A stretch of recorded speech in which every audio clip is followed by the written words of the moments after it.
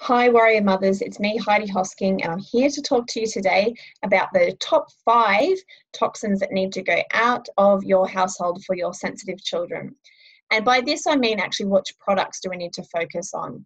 Most of the time, we don't need to get into the actual rich ingredients because we know a lot of them just carry so many bad ingredients. They just need to go, and then we need to study which are the better options after that. So the first one I'm going to talk about is sunscreen.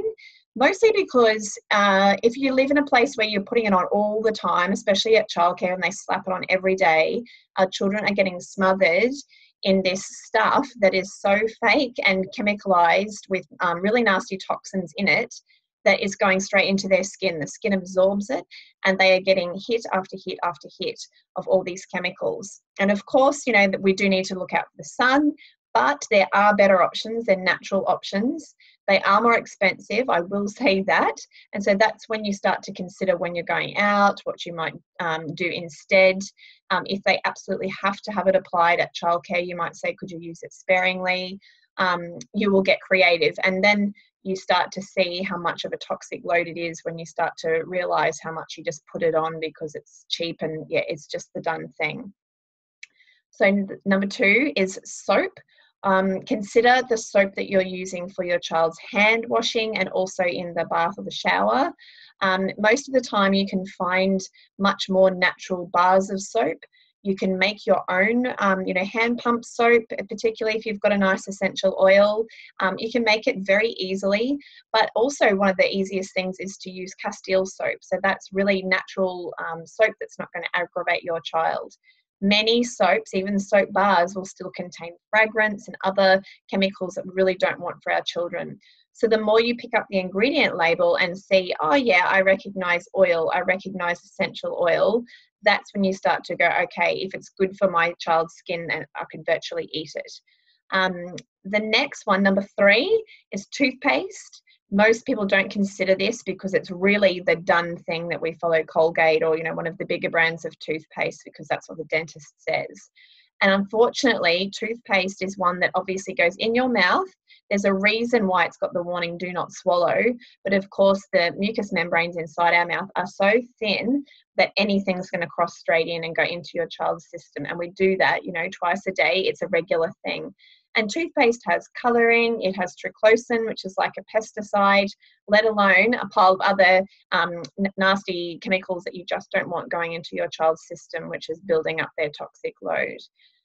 You can get natural versions. You can make your own, from coconut oil, even with just a tiny little bit of charcoal powder in it, a bit of bicarb, maybe a bit of xylitol to sweeten it, or an essential oil. You can do it, and these are almost better options. The coconut oil is so remineralizing for your child's teeth that you'll actually be serving your child better by doing it.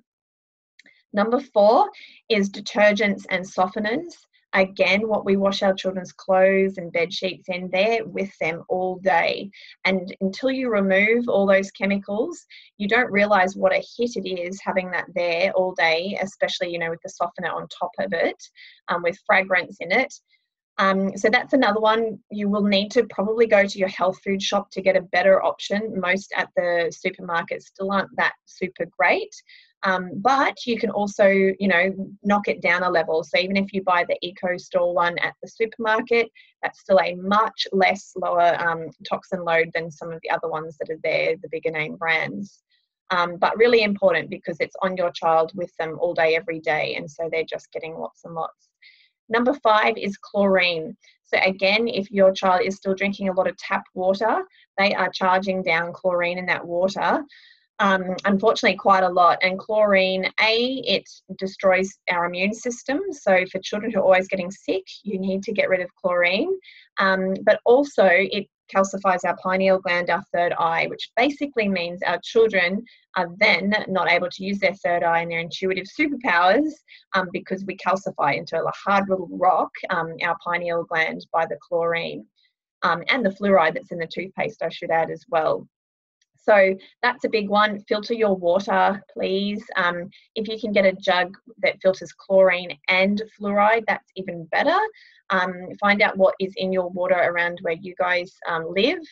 that will help you as well. But yeah, definitely start with a water filter in your jug or on your taps, depending on how far you want to go, or you can get a standalone one that sits on the kitchen bench as well.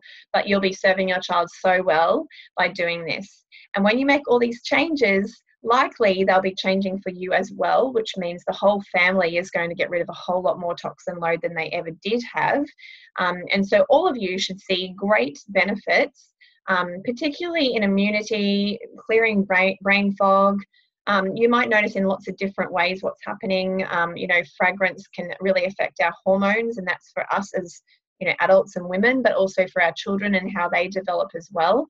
So things that you won't obviously see, but the best test to go, yes, we're on the right track, is when you walk into someone's house and you smell sunscreen or the fake soap, and it hits you and you realize, oh wow, that's not a good smell. I can't believe we were doing that for so long. So go out and make some small changes, one by one if it has to be. That is a super great way. Just start to reduce the toxin load for your child and for yourself as well. So want more for your children, lovely ones, and I'll see you again soon. Bye.